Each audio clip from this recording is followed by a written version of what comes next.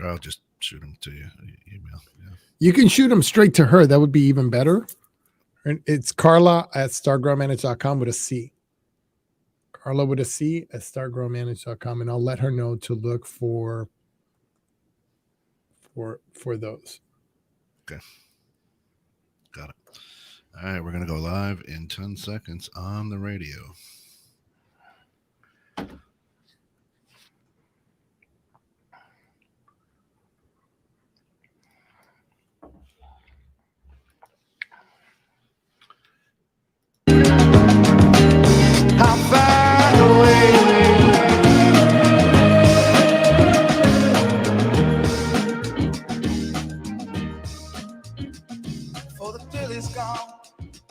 I gotta get it on and find my strength.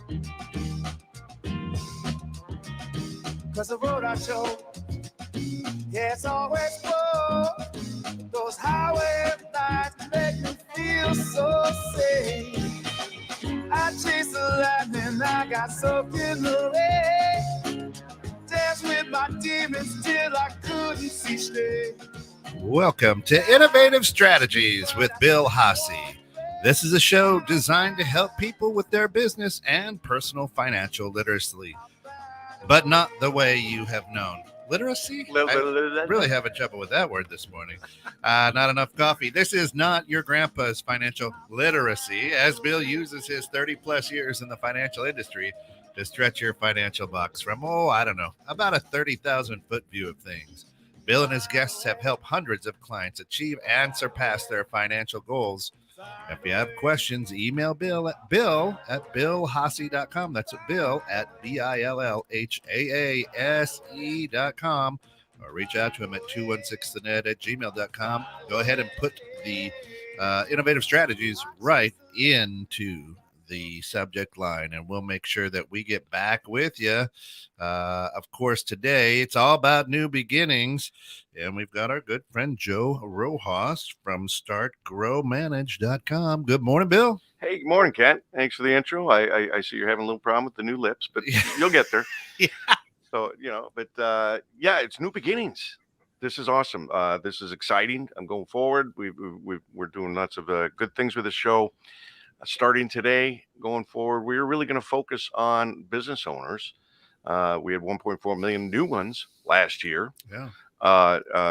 So, we want to help these folks understand what it takes to start your own business from the get-go, from the concept all the way through, let's say, hiring that 500th employee. And we want to kind of go through step by step. We'll bring different people in different areas, whether it's sales, marketing, finance, commercial real estate, web page designs, every aspect of a business we want to touch upon, and we want to help you, the small business owner. We're going to balance that with your personal side too, because that's important. But really, what we're trying to do is help reduce the amount of pain you might incur starting a business, and hopefully shorten that time to get you to success. So there are always bumps in the road.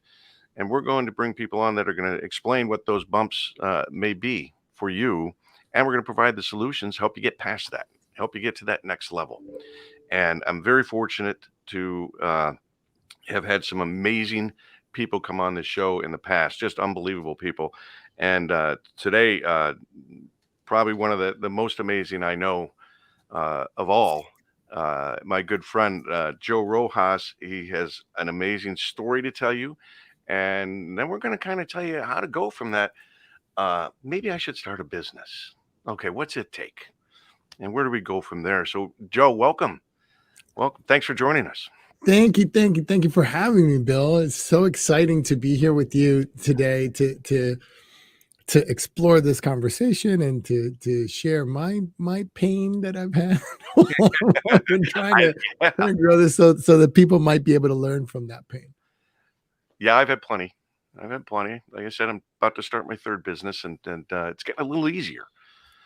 But please, it's important to understand where you've come from, what you've gone through. I could sit here and I could read a bio, and that's all wonderful and everything. But quite honestly, I'm more of a person, and the show is more about what kind of person you are, not necessarily the bio we can read that tells us, okay, here's this background, everything. Really, It's more about the struggles and trials and tribulations you go through, how you got over those, and how you got past that, and became a successful business owner. Cool. So you want to hear the Rojas story? Is that what you're I saying? do. I want to hear the Rojas story. Good. So I'm going to start way back when I grew up in Washington Heights in Harlem, and in the 80s, and it was some interesting times back then. And it was just me and my mom had some brain trauma, and I didn't know she was, you don't know, you're a kid. You didn't know. I didn't know she was having that. This wasn't normal, but she was not well. And so when I turned 11, I decided that I'd quit school and get a job. And that's what I did. I was working from supermarkets to car washes to everything that I could get my hands on. And then I did that at the very, very beginning. And then I ended up at the Santis Messenger Service. And that's kind of where I got my Joe name. That's where that's a good part of the story. So that's it. So my name is Juan Jose Rojas. And then I get there, right? And it's Tony and Louis, right? And so Tony's at the counter, and Tony goes, I said, okay, I want a job. And I was a big kid, right? So I was like 5'7", 5'8", like 108 pounds. I was 11, but when I think about when I see my daughter now, I have an 11-year-old daughter. She's 140 pounds and 5'8". Wow. Like a full grown woman. Right. She's taller than my wife. and so that's how I was when I was a kid. I was a big kid. And so I went in there, told him that I was 17 and that I needed a job. They said, okay. And he goes, what's your name? And I go, my name is Juan. And he says, no, we got a Juan already. And he says, you got another name? And I said, yeah, Jose. And he says, no, we got a Jose already. And he turns, he goes, hey, Luke, we still got that guy Joe? And he goes, no. He says, okay, you're Joe now. And that was it, and then I worked there for a bunch of years. And after I left, I tried to change my name back and nobody would have it. So that was it. I was stuck as Joe Rojas, right? And they used to call me Joe Red because Rojas means red in Spanish, right? Yep.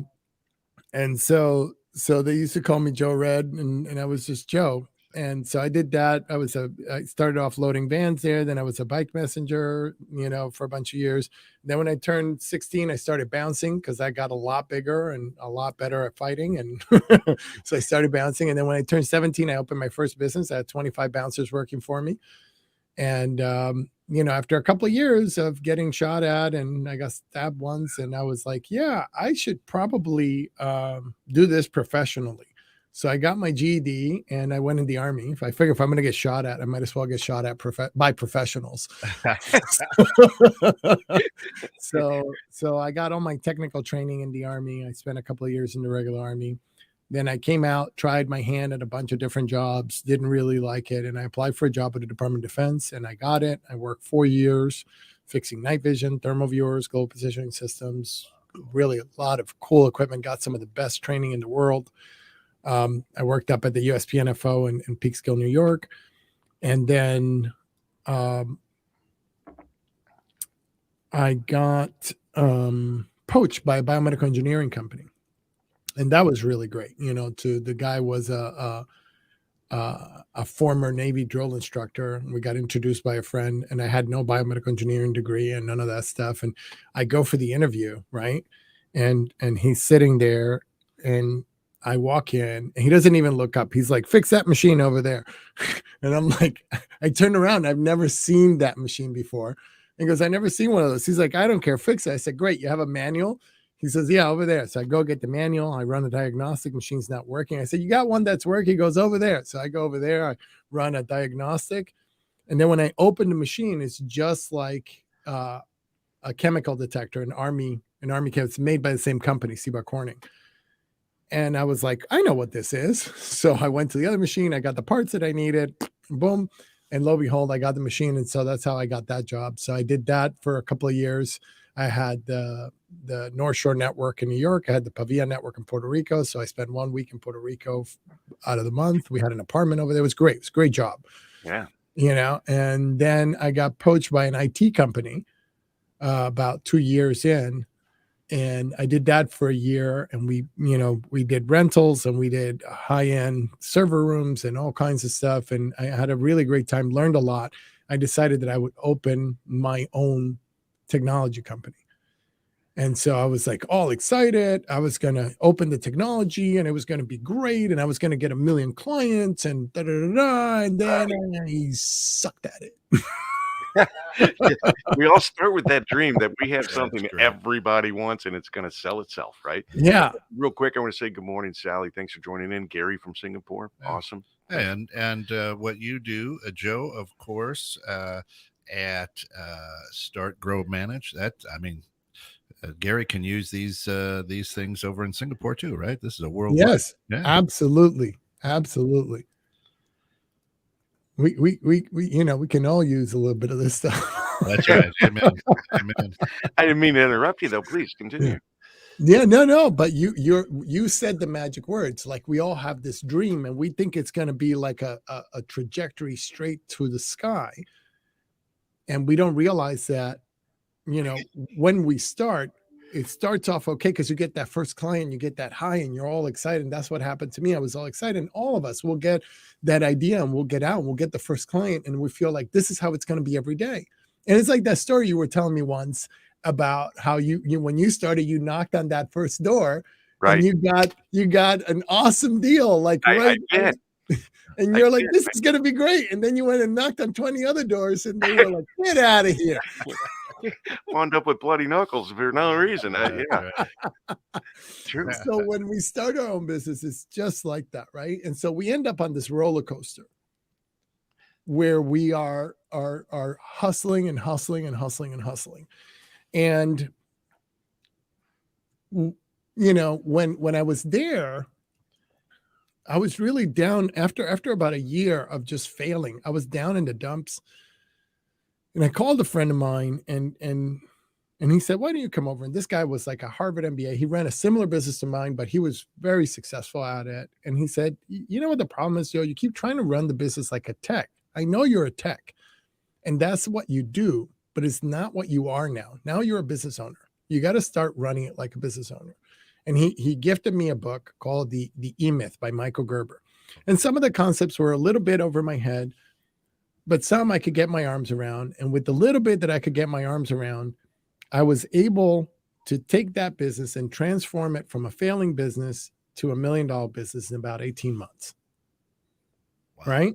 Wow. And I had to cobble together some of my own processes and all that stuff. And then I got really lucky, right? So now I had accumulated all this debt because I've been at it for a while. I got really lucky, and somebody came and said, hey, I saw all the trouble you went through. I just want to buy your business where it is right now.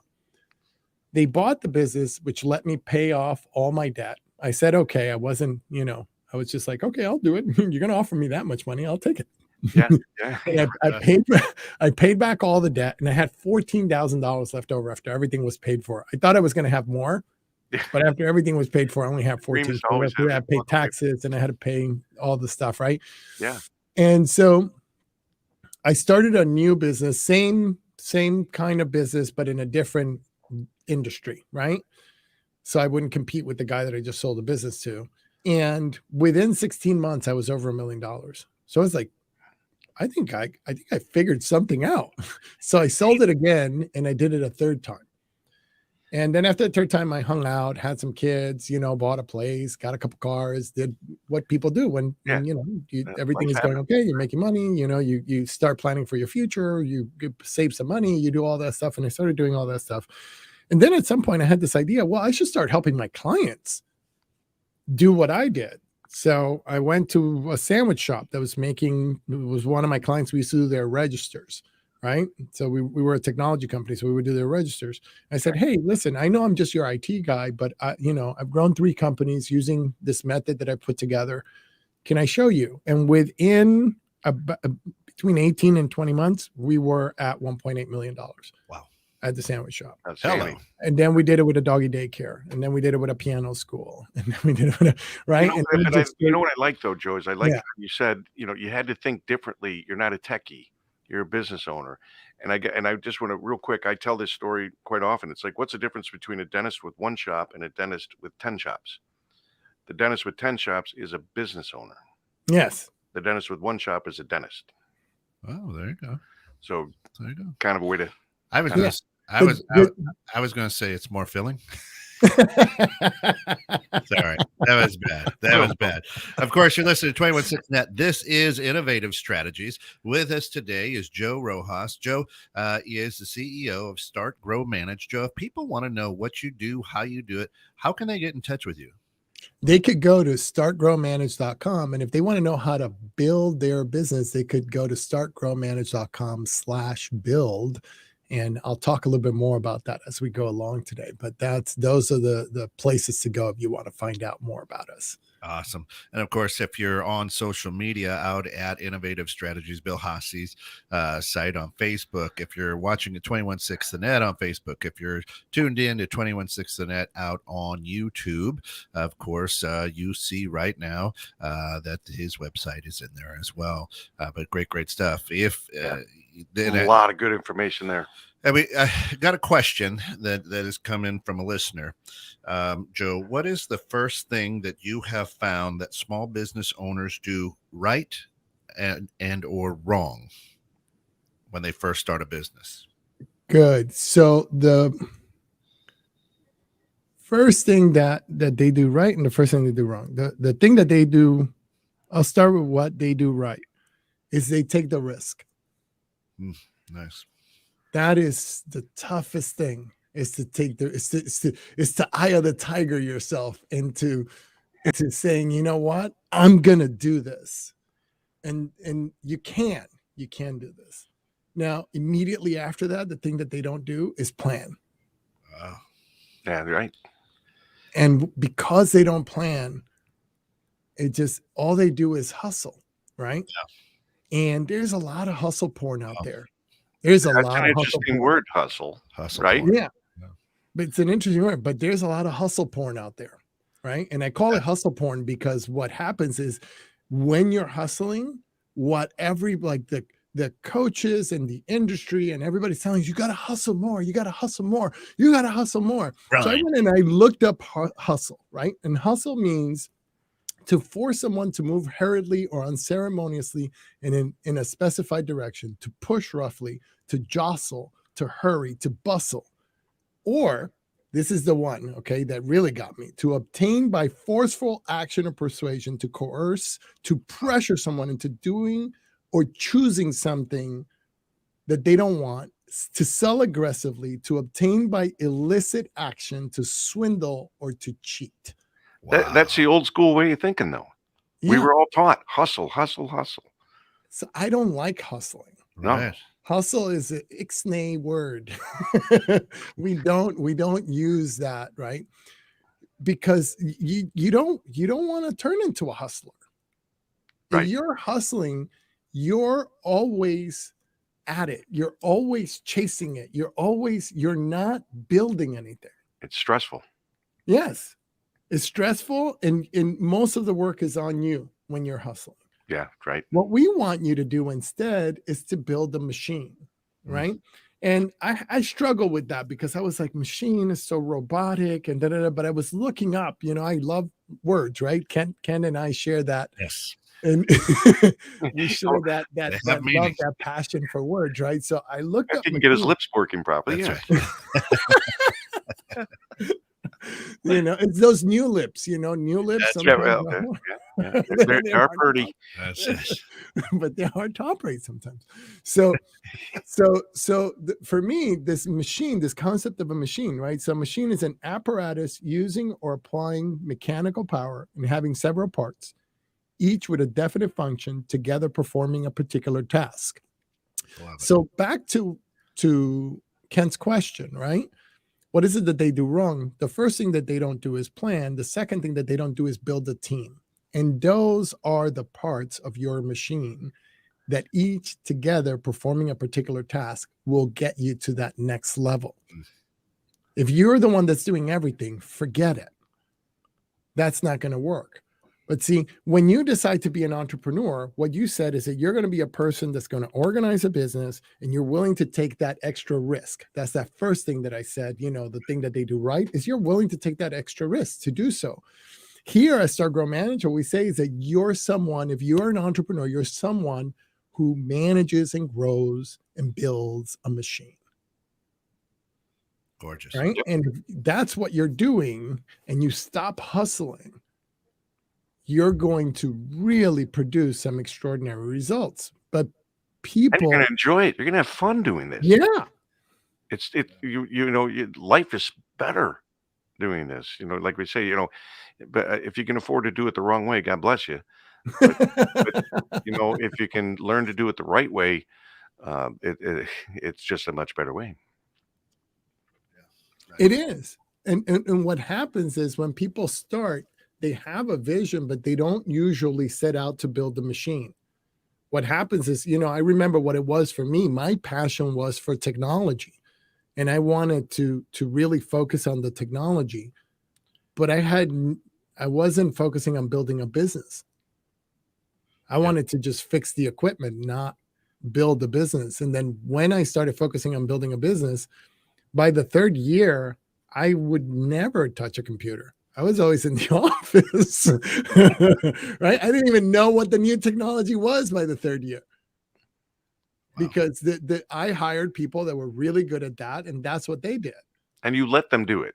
And I let them do it. As opposed to micromanaging is another issue small business owners run into, thinking they've got to have their hand in every single decision and aspect. That's you try to wear too many hats. But when you do, you completely disempower the team. Yes. See, that's what happens very often. We're working a lot now with some contractors. And what we see with the contractors is that they micromanage every single person on the team. Yeah. Especially the smaller GCs. They micromanage every single person. So they have to go to every job site every day and see what's happening. So they're limited. They're the bottleneck. The owner is the bottleneck because they're limited by the number of job sites that they can visit. So if they can only visit 5 job sites, and then they take these jobs that are so far apart from each other, right? So what we're showing them is first geocentricity. Get all the jobs in a close location. Second, train your team so you can trust them. Yes. Use some systems, have them take pictures so that you can see what's going on at the job, right? And, train leaders, not followers. So you want to be in a leader type of model, not in a leader-follower model. Yeah. And there's some great books that you can look at for that. One of them is Turn the Ship Around, which is this submarine captain, which is really, really phenomenal. And the other one is Extreme Ownership, right? And Extreme Ownership is a former Navy SEAL, and it's really about how do you create leaders inside of your organization that take full ownership. But to do that, you really have to give them all the right information. You have to train them. There's this whole process to it, right? And that's what we say, because if you think of all the work that there is to do, right? There's only 2 types of work. There's overhead and there's delivery. And you're either doing overhead or you're doing delivery. If you're doing the sales, you're doing overhead. If you're doing the paperwork and the blah, blah, blah, and all that stuff, it's all overhead. Once they buy your stuff, now you're doing delivery. If you're by yourself as a solopreneur, then you're doing both. But you can't do both at the same time. So you start doing delivery. You're not selling. Now you got to go back. Overhead. Right. I got to go back and fill that pipeline up again. Now you start to get to the end of that job and you're like, oh crap, I ain't got no money. I got to go sell some stuff. So now that job starts to suffer while you go try to sell something else because you're not doing delivery. Right. And you end up in what we call the entrepreneurial spin cycle. You'll start a business and you'll get stuck at the same $100,000, $200,000, $300,000 a year, and you can't get past that because you don't stop and go, "What do I need to do?" Well, we call that being cyclical. Yes, we go in cycles, but you don't have to. That's what you're saying. Yeah. What I'm saying is you don't have to. Yeah. Sally says one of the most critical skills I learned as a people leader and business owner is the power of leveraging strengths in others to execute. I had 100% right, meeting Sally last week. She's phenomenal phenomenal young woman, and very sharp. Yep, she's got it going on. She increased her business 400%. Yes, Yeah. in a year and a half. Yeah, it's good. Big stuff. Beautiful. Of course, you're listening to 216 Net. This is Innovative Strategies with Bill HAASE. We've got Joe Rojas. He's the CEO of Start, Grow, Manage, and we got him on this New Beginnings because Right. Bill, if you want to tell people kind of how you've shifted the show, and we're always looking for great people to join you. Absolutely. So we have shifted the show a little bit. We're focusing more on business owners and startups, all the way to hiring that 500th employee. And the purpose is trying to help all these folks that, the great walkout last year, and 1.4 million new businesses started last year, and so on. And we're trying to help them get over the humps and the problems, concerns, issues, trials, tribulations that they'll run into from the concept all the way to the growth, how to get past each step, and hopefully with less pain and in a shorter time frame to success. So we will have guests coming on, much like Joe, who can provide us with such incredible insight as to how we should be focusing. How should we build that machine? How should we, what positions do we hold and what positions do we need to fill? All kinds of things, finance, building websites, sales, marketing. We'll have some great folks on here to help us get through each of those steps and phases. Yeah, absolutely. And of course, we've got up on screen, you'll see Start, Grow, Manage. Check them out at www.startgrowmanage.com. Great information there. And if you have a small business and you want to build it to that machine, Joe, you can help people do that too. Yes, absolutely. That's what we do. We consider ourselves machine builders here. Well, if you've started a business and you're not struggling, you're awesome. You're doing great, but you're a 1%er. As you hear the Superman music or Super Wonder Woman music. Yeah, right? I mean, you really are a 1%er. But it is done. It can be done. But I'll tell you what, having help from someone like Joe. Even just explaining today, because if you don't have a pad, paper and pen in front of you today, you're going to miss out on a lot of things. I have a pad and pen in front of me writing stuff down. And I'm going to probably have to watch this show a few more times. And well, I've got one too, because I always learn when I talk to Bill. Every time. He's just a wealth of knowledge. So I always have a pad in front of me when I'm talking to Bill. So when you own your own business, guys, and Bill, you've been out of the corporate world for years, and Joe, if you weren't successful, you wouldn't be doing what you do.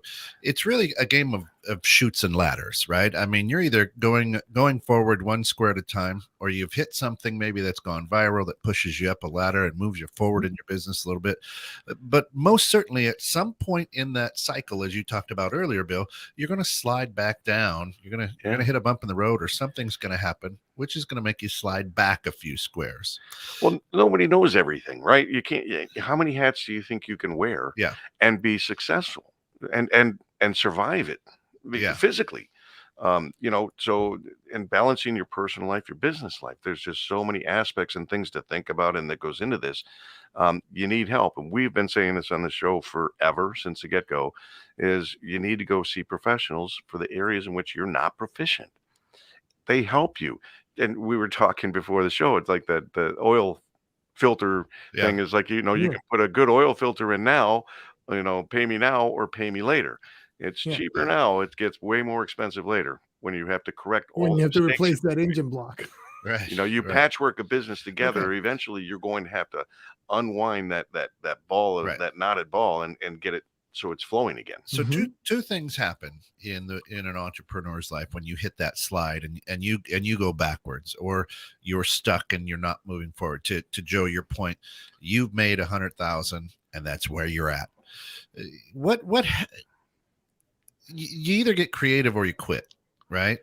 But Joe, what you're saying is what you help people do is build a machine so that when you slide down, the machine just kind of kicks in and goes. I instead of looking at building a business like chutes and ladders, I like to look at it like building a Lego. All right. Like building a Lego house, right? So you have your plan, and then you build one part, and then you build another part, and then you build, and you keep building on top of it. I love it. Now, are you going to hit bumps in the road? Is something going to fall in your Lego house and something's going to fall apart? Sure. But you have your plan, so you know how to put it back together again. Got it.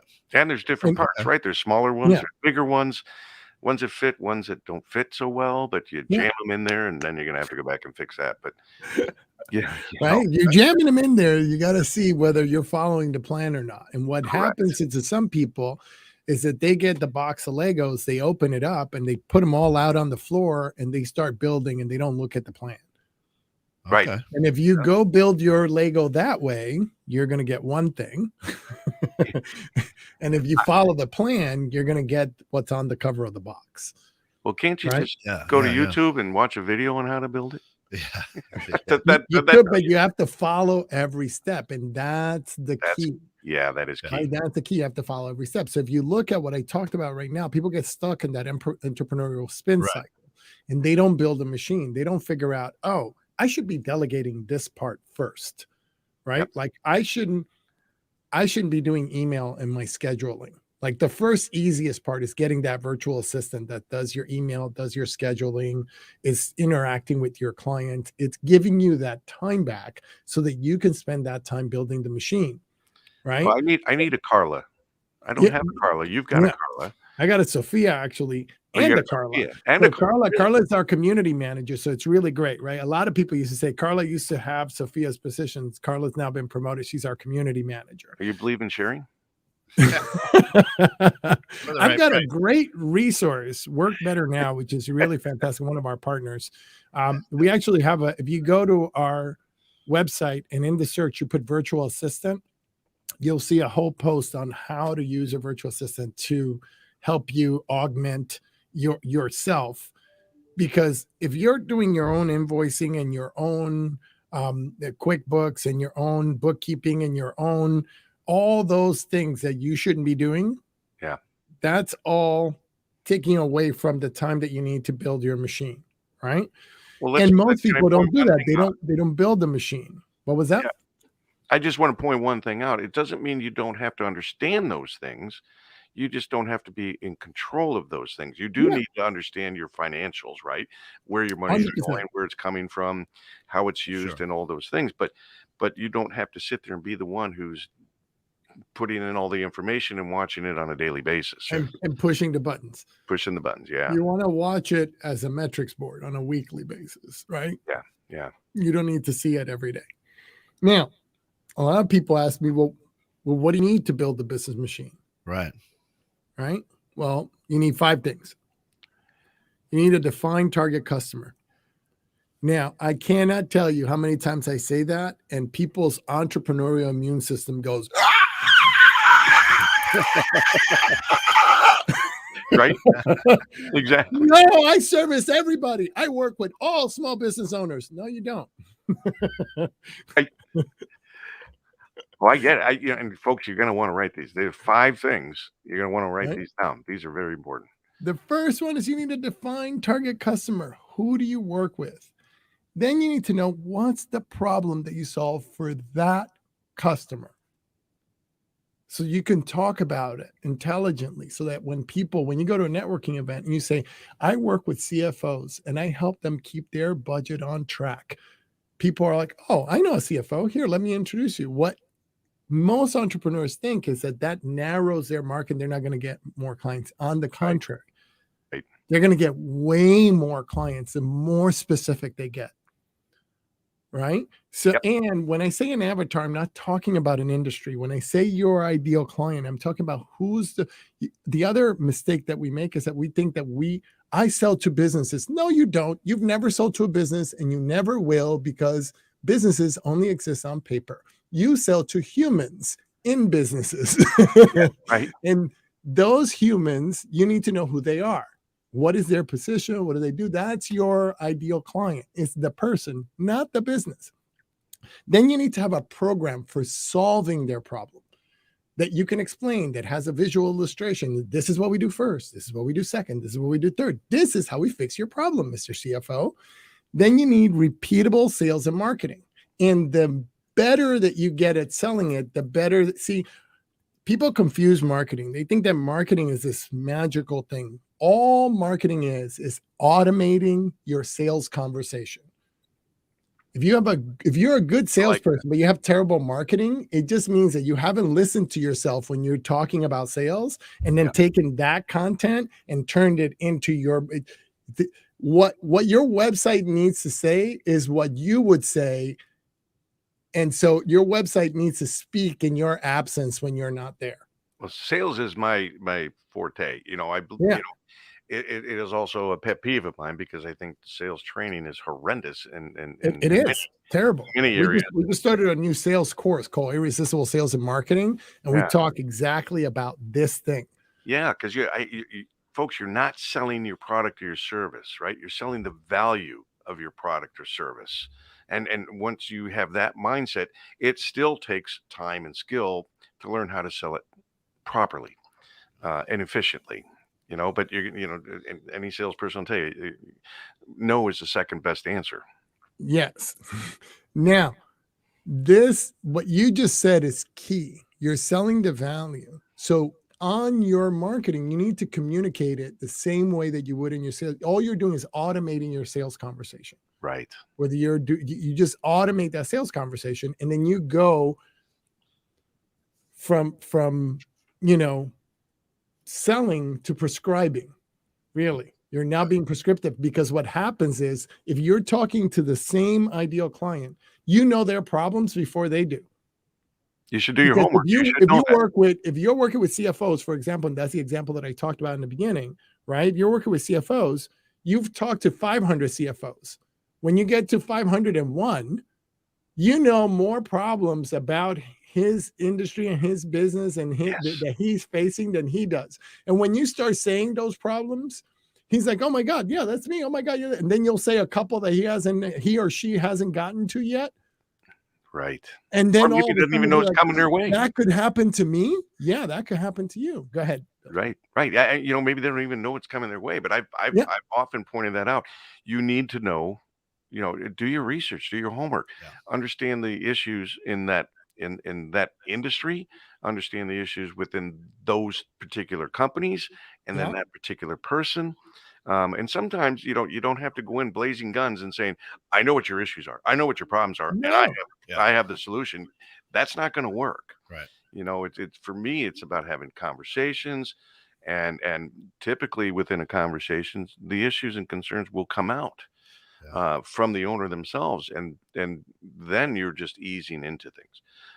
Sally says that I build a machine at our business. It's instrumental, as Joe is saying, knowing how you make it happen. The plan, quote unquote, allows you to make educated adjustments based on data, so your machine promotes growth. I love you, Sally. When it breaks, if there's a plan, you can determine where the break was and fix it. Having a standardized, repeatable process helps you scale your business as well. It's critical for measurement, for sure. Okay, good. So Sally hit on the next thing, right? So we're at number 4 now. Repeatable sales and marketing. And then the 5th thing is repeatable delivery. So the 5 things are a defined target customer, ideal client or avatar, the problem you solve for that customer, your program for solving the problem, repeatable sales and marketing, and repeatable delivery, right? Those are the 5 things that you need. Now, wait a minute. I got caught here. So I've got defined target customer. Mm-hmm. What's the problem you solve? Right. So it's repeatable sales and marketing. Is that number 3? What program do you have to solve that problem? The program that you have to solve that problem. So it's defined target market, the problem you solve for that customer, the program that you have for solving that problem, which is what Sally was talking about. She has a program for solving the problem. And then she could see where the breakdowns are in that program, because it's clear cut, right? And then there's repeatable sales and marketing and repeatable delivery. Repeatable delivery in the last. Good. Okay.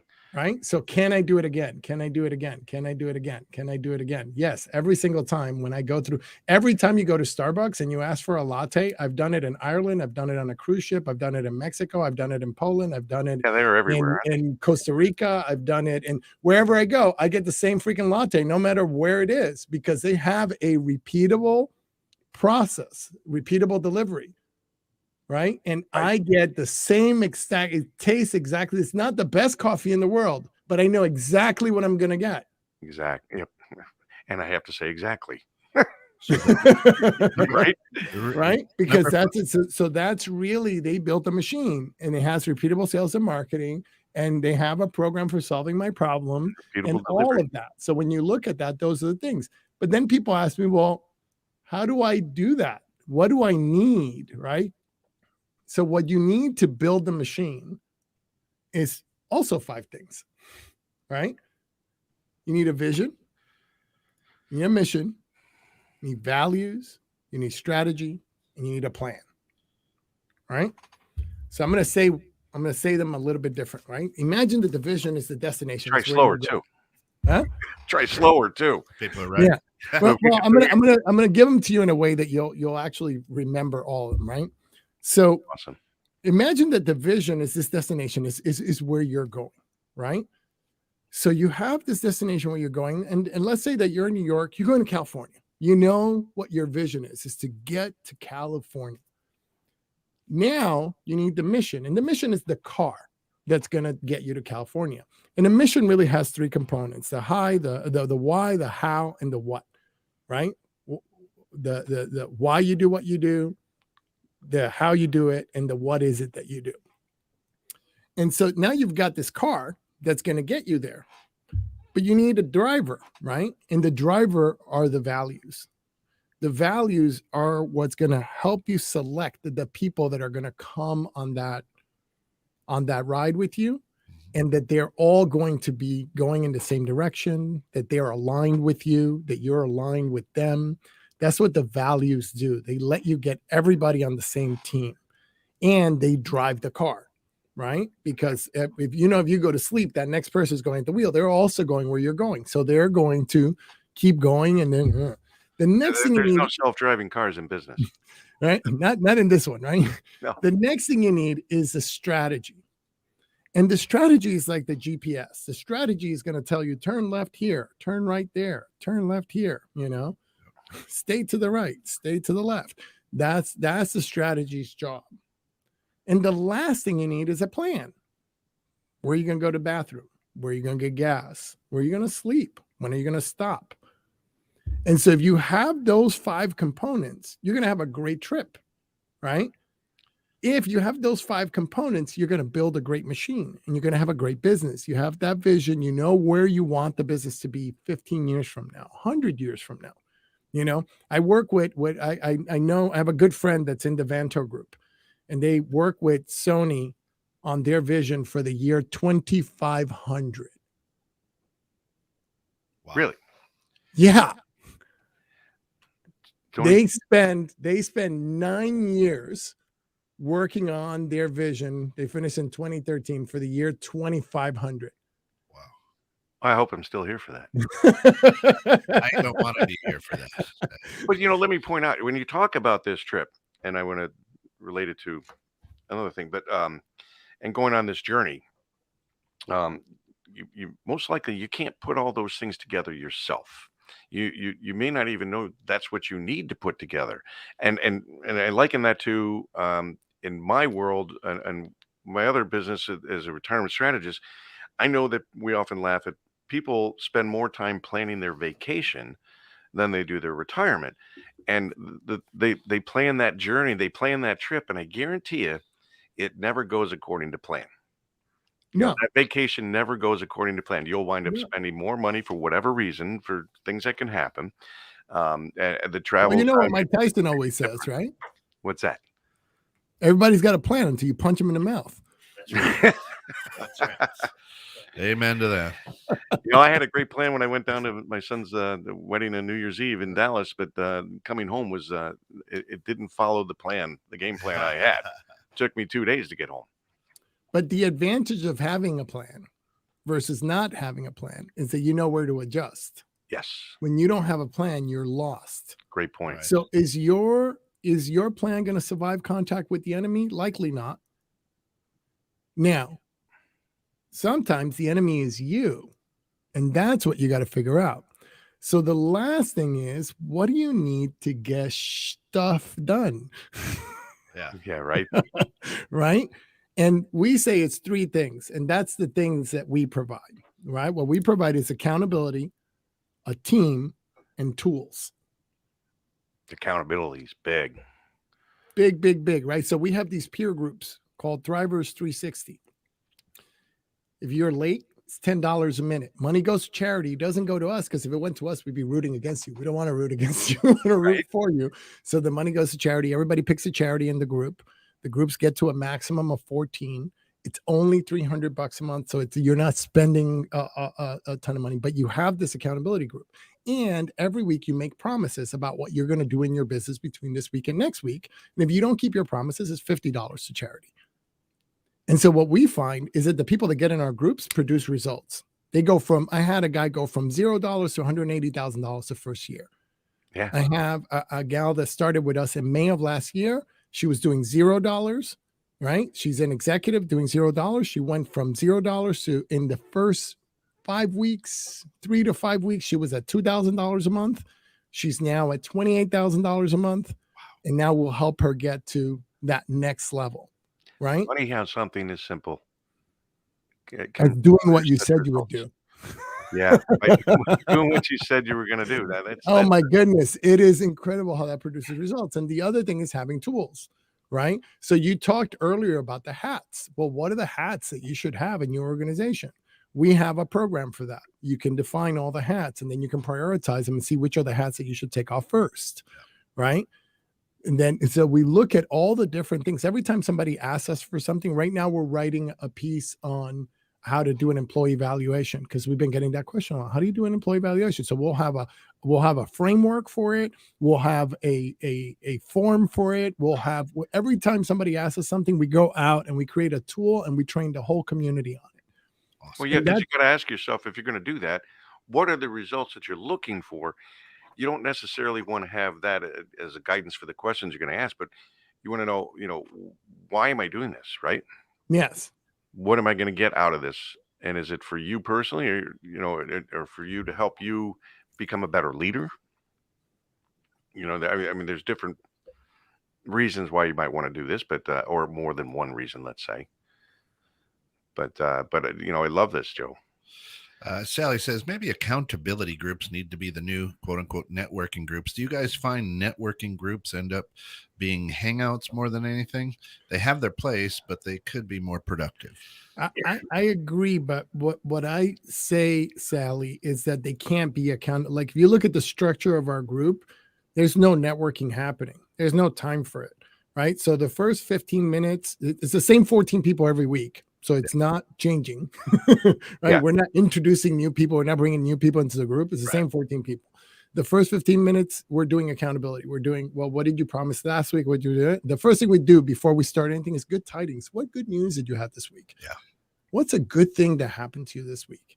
And sometimes people struggle in the beginning to think about what the good thing is. And as you get into the practice, you start noticing the good things because you're thinking about it because you're going to talk about it next week at the meeting. And when you're noticing the good things, you notice more good things. That's what happens. It starts to shift your mindset, right? So what are the good tidings? And after that, you do your accountability. Then the next 15 minutes, we're making the next promises, or we're going over some content if we've captured the promises already. Then the next 15 minutes, somebody in the group presents a business problem that they're having for 5 minutes. And then they get 10 minutes of feedback from 13 highly committed, focused business owners to help them grow their business. Right. And then the last 15 minutes, I do some content.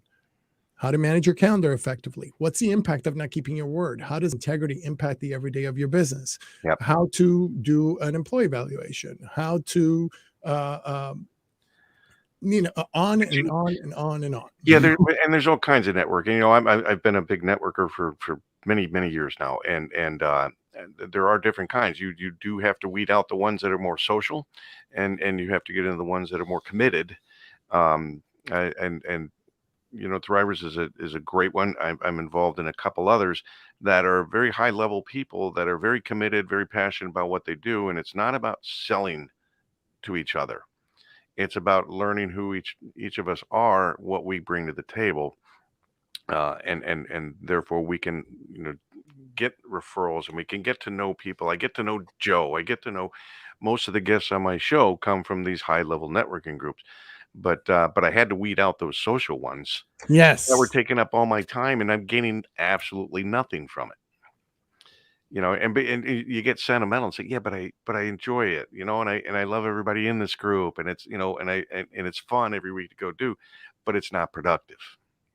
And that's really where you got to look, Bill, is are you getting the ROI? Yes. So if your house burns down and nobody gets hurt, what happens next? You build it back. Yeah. If your car blows up and nobody's in, nobody gets hurt, what do? Buy another car. Buy another car. If you lose all your money, right, what do? Cry.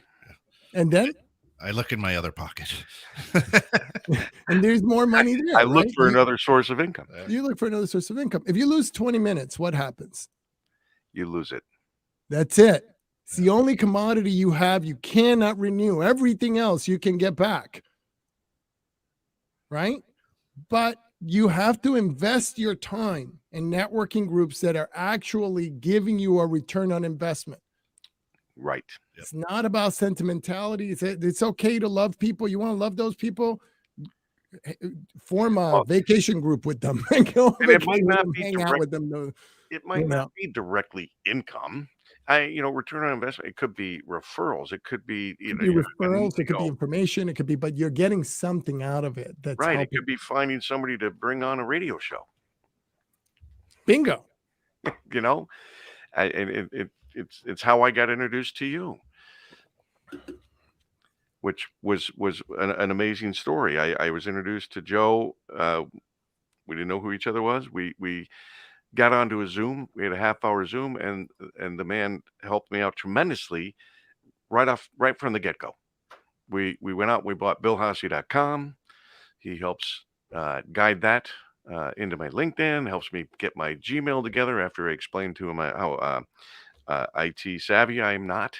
So he helped me out tremendously. But and Joe, you know this, but you said the most profound words to me that it struck a chord that has rung true ever since. And at the end of Joe helping me, he didn't even know me, and he just looked at me and he said, Bill, you've been giving all your life. Thank you for letting me help you. And that meant so much to me, because one of the things a lot of us don't understand is it's okay to receive. We all want to help people. We all want to give, but it's okay to receive. And that's what really struck a chord. I was helping my daughter, and she turned and looked at me and she said, "Thank you for helping me." And I'm like, "No, thank you for letting me help you." So it came full circle for me. And it was just so profound to touch a chord. And let me tell you, it has changed my mindset for everything I do going forward. And there's a part of that in the book called The Go-Giver. And since we were putting out book names One of my favorites, but I love Bob Berg. Yeah, Bob Berg, Go-Giver. It's 125 pages. It's $6 on Amazon. If you read no other book, read that one. 100%. That will give you an amazing mindset for starting any business and going forward. Joe, this is Tim, Coach Papa Stewart. We've tag teamed the production here. Yeah. One of the things I learned many years ago is you cannot truly give until you've had to receive. Yes. In our heart of hearts as men, we're like, yeah, no, I can handle this. Right.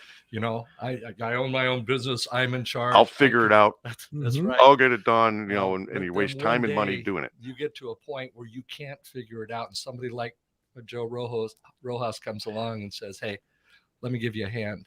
And okay. And then at that moment, your life changes, because once you had to receive, then you truly know how to give to others. It opens up a whole new world. It really does. It did for me. And if it doesn't for you, I'm sorry. I hope I can reach you then another way. But and if any of you are out there looking to help someone, I'm open today. Come right on in. So am I. I don't So am think we have enough people to help you too, Coach. Well, thanks. I appreciate it. But we'll work on it. It's a good thing your name wasn't John Smith when you were getting that website. Right. Exactly. But Joe, we have we're probably down to about 6 minutes, so I want to give you the opportunity to kind of let us know what the important steps or anything that you may have wanted to get out that you haven't yet, but of course also the fact that we want to go to startgrowmanage.com. We want you all to get out there and get a head start. Get a head start by having good information, good knowledge. Knowledge gives you options. Options gives you freedom. So get out there and get that knowledge. It's there for you. And don't think you can wear every hat and do it all perfectly and in a timely manner, and that you're going to make your $1 million right out of the gate. Amen. Not going to happen. Right? So a couple of things. One is we really want you to get the benefit, okay? And we want it to be with as little risk as possible. So you can go to thrivers360.com and come to 2 meetings at absolutely no cost to you. So I invite you to come, and I lead those meetings. So you get to spend an hour with me 2 times, right, for 2 weeks, and you get to make some promises. Just don't be late because it's $10 a minute, and keep your promises because $50 if you don't, right? Yeah. But if you want less risk than that, go to startgrowmanage.com/build and go do the Build the Business Machine course. In the Build the Business Machine course, we talk about all those tools that I spoke about before. We really help you define that avatar and really start to create your program for solving their problem, and define that problem that you solve for them, and then to start to create that program that for solving their problem. We don't give you the last 2 pieces, the repeatable sales and marketing and the repeatable delivery. Come to a meeting. We'll talk about them there, right? But go to startgrowmanage.com/build. That's going to get you started, get you on a path to really seeing. And even if you feel you already have a machine, come and look at the parts. Make sure that you have all the parts there. There's no risk, no upfront, because we believe in giving that value up front. And that's what's going to make you effective. That's what I loved about Bill. He was so gregarious, so just amazing in our conversation. When I met with him, it was just dripping off him. and I couldn't help but to want to help him and be there. And I'm the youngest child. I know how to get that out of people. I have begged all my life.